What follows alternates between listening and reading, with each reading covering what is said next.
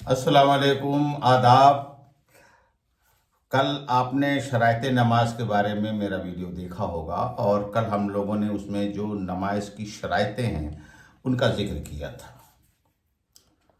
और उसी सिलसिले को आगे बढ़ाते हुए क्योंकि नमाज की शराइत में जो तमाम चीज़ें हैं वो एक बहुत ज़्यादा तफसीली मालूमात की ज़रूरत है हर इंसान के लिए, क्योंकि अक्सर लोग इन सब चीज़ों की अहमियत को नहीं समझते हैं। अक्सर लोग ये समझते हैं कि अगर हम नमाज़ पढ़ने के लिए जा रहे हैं तो चलो यार थोड़ा बहुत इधर उधर हो जाता। नहीं, ऐसा नहीं है। जब भी आप कोई चीज़ करते हैं तो उसके लिए इस्लाम में आपको एक परफेक्शन के साथ किसी चीज़ को करना होता है, क्योंकि ईमान का जो इस्लाम का दारोमदार ईमान पर है। और जिसका ईमान पुख्ता होगा, जिसका ईमान पक्का होगा, वो किसी भी तरीके से ना तो शॉर्टकट अपनाएगा और ना ही किसी भी तरीके से कोई तसाहुली करेगा, सुस्ती करेगा, लेजीपन दिखाएगा। तो हम लोगों ने कल देखा था कि हमारी नमाज को पढ़ने के लिए हमारी 6 शर्तें हैं। तो 6 शर्तों में सबसे पहले तहारत थी, सत्र औरत था, वक्त का होना ज़रूरी था, इस्तकबाल किबला था, 5वें पर नीयत का होना यानी इरादे का होना बहुत ज़रूरी है, और 6ठे पर जो था वो तकबीर तहरीमा था। ये हमारी 6 शराइत थी। ये 6 शराइतें अगर पूरी होती हैं तो हमारी नमाज जो है वो होगी। अब उसके अलावा भी तमाम चीज़ें हैं कि नमाज में आप क़िरात कैसे करते हैं, क्या करते हैं, ये आगे चल करके तमाम मसाइल एक साथ अगर बयान कर दिए जाएंगे तो जहन में आपकी अगर कोई चीज़ है भी तो उसका रिव्यू नहीं हो पाएगा। और हम चाहते हैं कि ये आपके जहन में मश्क हो, रिव्यू हो, रिन्यू हो जाए। तमाम लोग सब जानते ही हैं, लेकिन एक बार आपको हम याद दहानी कराना चाहते हैं। तो ये इसमें हमें आज मैंने सोचा कि सबसे पहले हम तहारत के बारे में एक बात करते हैं, क्योंकि बहुत ज़्यादा तफसीली गुफ्तगू करने से वीडियो बहुत लंबी भी हो जाएंगी और सिलसिला भी बहुत ज़्यादा मुनक़ता होने का ख़तरा रहेगा। तो आज हम तहारत के बारे में बात करते हैं। तो बात तहारत की जब आई थी, यानी पाकी की बात हुई थी कि किसी भी इंसान के लिए नमाज पढ़ने के लिए बहुत बड़ी सबसे पहली शर्त है कि उसका पाक होना। तो जहाँ पर पाक होने की बात है उसमें सिर्फ इंसान के जिस्म का पाक होना नहीं, सबसे पहले ज़रूरी है कि जहाँ पर नमाज पढ़ रहे हैं वो जगह का भी पाक होना ज़रूरी है। जहाँ नमाज पढ़ रहे हैं, ज़मीन पे पढ़ रहे हैं, ज़मीन का पाक और साफ़ होना ज़रूरी है। जहाँ नमाज का पाक और साफ़ होना ज़रूरी है, किसी कपड़े का है, जिस चमड़े का है, किसी भी चीज़ का है, इससे कोई वास्ता नहीं। हर हालत में उसको पाक और साफ़ होना चाहिए। उस पर कोई किसी तरह की गंदगी नहीं लगी होनी चाहिए। नजासत में ऐसी तमाम गंदगियां जिन गंदगियों की वजह से आपके दिल को कराहत महसूस होगी। हो सकता है कि वो गंदगी ऐसी नहीं है कि आप नमाज पढ़ सकते हैं, लेकिन वो कराहत महसूस होती है, थोड़ा सा आपके दिल को अच्छा नहीं लगता है जब आप अपने रब के सामने उसे गुफ्तगू करने के लिए, उसकी तारीफ करने के लिए और अपने आप को, जिसे हिंदी में कहते हैं, समर्पित करने के लिए, अपने समर्पण के लिए जब वहां पर उसके सामने आप मौजूद होते हैं तो आपको एक बहुत अच्छी हालत में होना चाहिए। आपके अंदर एक हौसला होना चाहिए, आपके अंदर एक जुस्तजू होनी चाहिए, आपके अंदर एक सजावट होनी चाहिए, आपकी वो जगह भी पाक होनी चाहिए, आपका वो जिस्म भी पाक होना चाहिए, और आपके बदन में जो कपड़े हैं उनको भी पाक और साफ होना चाहिए। क्योंकि आप इस दोनों जहां के, पूरी दुनिया के की बात ना करिए, जो कुछ भी है, सबसे बड़े जिसने सब कुछ बनाया है, आप उसके हुजूर हाजिर होने चल रहे हैं, तो उसके लिए तैयारी बेहद ज़रूरी है। तो मैंने बताया कि सबसे पहले हम पाकी में देखते हैं। तो पाकी में हमें जगह और जिस्म, कपड़े, इन चीज़ों का पाक होना, साफ होना बेहद ज़रूरी है। अब इसके बाद हम ये देखते हैं कि साहब पाकी के लिए अगर हम ये सोच लें कि नमाज अगर एक मुसलमान पढ़ रहा है तो जाहिर है कि उसने गुस्ल किया होगा, यानी उसने नहाया होगा। नहाने का जो तरीका है उस तरीके से नहाया होगा, पाक होगा। लेकिन नमाज के लिए अगर नहा करके कोई इंसान पाक है تو اس کے بعد بھی الگ سے ایک اور ہے پاکی کا وضو، تو اسے وضو بھی کرنا ہے۔ لیکن کیونکہ بات غسل کی آتی ہے، یہ کوئی ضروری نہیں ہے کہ یہ اس ویڈیو کو وہی لوگ دیکھ رہے ہوں جن کو معلوم ہو کہ غسل تو ہمارے لیے پہلے فرض ہے، اس کے بعد پھر ہم وضو کریں گے۔ تو ہمیں غسل کا بھی ذکر یہاں پہ ہر حالت میں سب سے پہلے کر لینا چاہیے۔ ہمیں یہ انڈر اسٹوڈ نہیں کرنا چاہیے کہ ہم جانتے ہیں، بالکل جانتے ہیں، لیکن ہمیں اس کو ایک بار دوہرا لینا ہے جس سے کہ ہمارے زبان پہ آ جائے، اور ہم جب کہیں بھی ہوں تو ہم کسی کو بھی ان چیزوں کے بارے میں آگاہ کر سکتے کہ بھائی دیکھیے یہ غسل ایسے کرنا ہے اور اس طریقے سے غسل کیا جاتا ہے۔ تو یہ غسل کا بھی جو چیپٹر ہے یہ کافی بہت لمبا ہے۔ اس چیپٹر میں ہم نے دیکھنا ہوگا کہ غسل کب فرض ہو جاتا ہے، کب واجب ہو جاتا ہے، پھر غسل کے فرائض کیا ہیں، غسل کے واجبات کیا ہیں، غسل کی شرائط کیا ہیں، غسل کے سنتیں کیا ہیں، غسل کے مستحبات کیا ہیں۔ یہ ایک ضروری چیزیں ہیں۔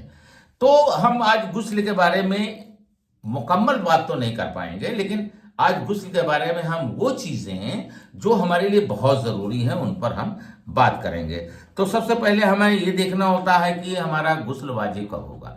تو یہ ایک بہت ہی تھوڑا سا تبادلہ خیال کے لیے ایک لمبا ہے مانا کہ آپ کے اوپر غسل واجب ہے۔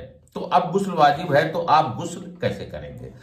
یعنی کہ ہر چیز کو جیسے ہمارے یہاں اسلام میں ہے، ہر چیز کو کرنے کے لیے ہمیں نیت کرنی ہو، تو کرنے کے لیے ہم نے نیت کی کہ صاحب مجھے ناپاکی ہو گئی ہے اور مجھے غسل کرنا ہے۔ تو غسل کرنے کے لیے ہمیں یہ دیکھنا ہوگا کہ اس میں ہمیں منیمم کتنا ضروری ہے، یعنی غسل میں فرض کتنے ہیں۔ تو غسل میں حضور 3 فرض ہیں، غسل میں 3 فرض ہیں۔ اگر ان تینوں میں سے کوئی بھی ایک چیز رہ جاتی ہے تو آپ کا غسل نہیں ہوتا ہے۔ یہ بات الگ ہے کہ آپ کی محبت ہے کہ آپ سنت کے طریقے سے غسل کرتے ہیں، کہ جیسے کعبے کے شریف کی طرف منہ کر کے بیٹھتے ہیں، پہلے بسم اللہ الرحمن الرحیم پڑھتے ہیں۔ یہ تمام چیزیں ہیں کہ پانی لیتے ہیں، پورے بدن پر تیل کی طرح سے ملتے ہیں۔ یہ چیزیں آگے ہم آپ کو سنت کے طریقے میں بتائیں گے غسل کے، لیکن آج ہم اس میں صرف یہ ذکر کرنا چاہتے ہیں کہ غسل کے 3 فرض ہیں۔ اب وہ 3 فرض کیا ہے غسل کے؟ سب سے پہلا فرض ہے غسل میں کلی کرنا، اس پر آئیں گے۔ دوسرا ہے ناک میں پانی ڈالنا یا ناک میں پانی چڑھانا۔ ناک میں پانی چڑھائیں گے ہم جو ہمارا ملائم حصہ ہے وہاں تک، جس سے کہ جو ناک میں گندگی ہے وہ صاف ہو جائے۔ جانتے ہیں کہ ناک میں اکثر وائرل بیماریاں ہوتی ہیں، زکام جو ہوتا ہے وہ وائرس کے تھرو ہوتا ہے۔ تو وائرس وغیرہ عام طور پر یہ دیکھا گیا ہے کہ یہ مرتے کم ہے، تو ان کا پانی ڈالنے سے ہی نکلتا ہے۔ اور اسلام نے جتنی بھی چیزیں ہیں وہ ساری کی ساری سائنٹیفک ہے۔ آپ جب غسل کے بارے میں سمجھیں گے کہ غسل میں سائنس کیا ہے، کون سا ایسا سائنس ہے، لوگ کہتے ہیں کہ صاحب اسلام میں تو سائنس ہی نہیں۔ میں کہتا ہوں اسلام کا نام ہی سائنس ہے۔ اسلام میں ہر قدم پہ سائنس ہے۔ اللہ رب العزت نے ایک انسان کو، حضرت آدم علیہ السلام کو بنایا اور ان سے ان تمام لوگوں کو، انسانوں کو بنایا ہے، تو اللہ رب العزت نے اس کو سب سے اشرف مانا ہے۔ ہم انسان اللہ رب العزت کی نظروں میں اشرف المخلوقات ہیں، تمام مخلوقاتوں میں سب سے عمدہ ہیں، اچھے ہیں۔ کیوں ہیں اس کے بارے میں بھی آپ سے ہم تبادلہ خیال کریں گے، اس کے بارے میں بتائیں گے کہ ہم واقعی میں اللہ رب العزت کی نظروں میں اشرف کیوں ہیں۔ تو اگر اللہ ہمیں اشرف سمجھتا ہے اور ہمارے لیے تمام انتظامات کرتا ہے، اللہ ہمارے لیے تمام سہولتیں مہیا کراتا ہے، ہمیں ایک لمبی عمر زندگی جینے کی موقع فراہم کرتا ہے، تو ہمارا بھی کچھ فرض بنتا ہے کہ ہم اس کو پوری طور پر اپنے اوپر لاگو کریں۔ اس بات کو جانتے ہیں کہ اللہ بے نیاز ہے، اللہ کو کسی چیز کی کوئی ضرورت نہیں ہے، اللہ کو کسی چیز کی کوئی ضرورت نہیں ہے، ایون آپ کے نماز کی بھی ضرورت نہیں ہے۔ اللہ تو بے نیاز ہے، نماز تو آپ اپنے فائدے کے لیے پڑھتے ہیں، اور اللہ کو خوشی کو ملتی ہے کہ جب آپ نماز پڑھتے ہیں، ایک ایکسرسائز ہوتی ہے، روحانی ایکسرسائز، جسمانی ایکسرسائز، جسم کے تمام عضو کی ایکسرسائز ہوتی ہے، اور آپ ایک لمبی عمر پاتے ہیں، تو اللہ خوش ہوتا ہے کہ میرا بندہ جو میں نے کہا تھا وہ اس کا عمل کر رہا ہے اور اس نے ایک لمبی زندگی جی۔ تو غسل میں ہمارے 3 فرض ہیں، پہلا کلی کرنا، دوسرا ناک میں پانی چڑھانا، اور تیسرا پورے بدن پر پانی بہانا۔ پورے بدن پہ جو پانی بہانے کی بات آتی ہے وہ پہلے میں آپ کو یہ بتا دیتا ہوں کہ کلی کرنا، تو کلی کرنے میں سب سے زیادہ احتیاط کی ضرورت ہے کہ منہ کا کوئی بھی حصہ صاف ہونے سے بچے نہ۔ ویسے تو سنت کا طریقہ ہے کہ داتون کریں، وہ چیزیں الگ ہیں، لیکن جو فرض ہے، پہلا فرض ہے غسل کا، نہانے کا، کہ آپ کلی کریں گے کم سے کم 3 بار، اور اس طریقے سے کلی کریں گے کہ منہ میں کسی بھی طرح کی کوئی علائش یا کوئی گندگی نہ رہ جائے، وہ باہر نکل جائے۔ اس کے بعد دوسرا کریں گے، ناک میں پانی چڑھائیں گے۔ ناک میں پانی چڑھانے کا سے مراد یہ ہے کہ یہ ناک کا حصہ ہے، اس میں یہ ملائم حصہ جہاں تک جاتا ہے وہاں تک آپ ناک میں پانی چڑھا کر کے اور ناک کو صاف کر لیں گے۔ اس کو بھی کم سے کم 3 بار اور زیادہ سے زیادہ جتنی بار میں صاف ہو جائے۔ کوشش یہی کرنا ہے کہ ہم ایک دم اچھے سے رہیں، صفائی سے رہیں اور صاف ہو جائے۔ اس کے بعد پھر 3 بار پورے بدن پہ پانی بہانا۔ پانی بہانے سے مراد یہاں پر پورے بدن پر صرف اتنا ہے کہ جسم کے ایک ایک حصے، ایک ایک روئیں سے پانی کو بہہ جانا ہے۔ ایسا نہیں ہے کہ پانی کو چھو جانا ہے، یہ نہیں کہ پانی کو صرف ٹچ ہو گیا، آپ نے یوں ایسے ایسے مل لیا، that's all. No, this is not the perfect way of the پاکی۔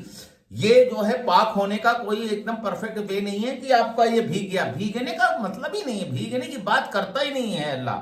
فرض ہے بدن کے ہر حصے پر، یہاں تک کہ ایک ایک روئیں پر کم سے کم 3 بار تو پانی بہہ جانا چاہیے۔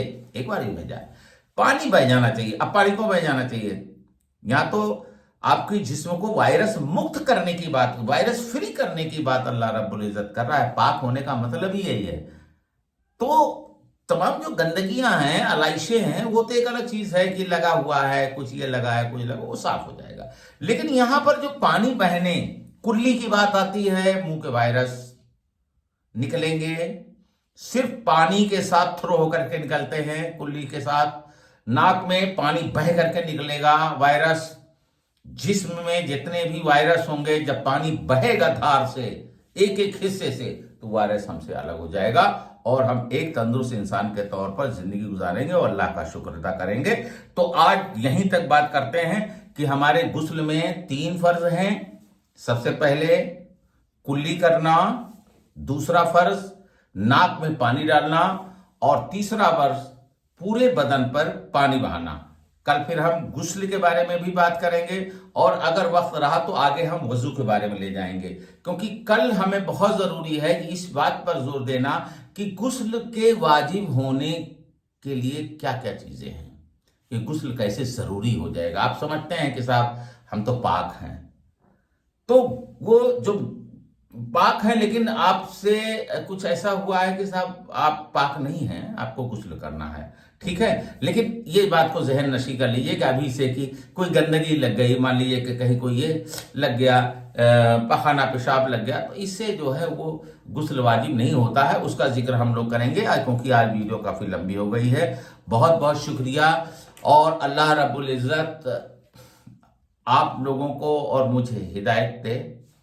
اللہ تعالیٰ سرکار دو عالم صلی اللہ علیہ وسلم، محمد مصطفیٰ صلی اللہ علیہ وسلم کے صدقے طفیل میں جو میں نے کہا ہے، اگر اس میں کسی طرح کی کوئی غلطی، لغزش اگر ہوئی ہے تو اس کو معاف فرمائے۔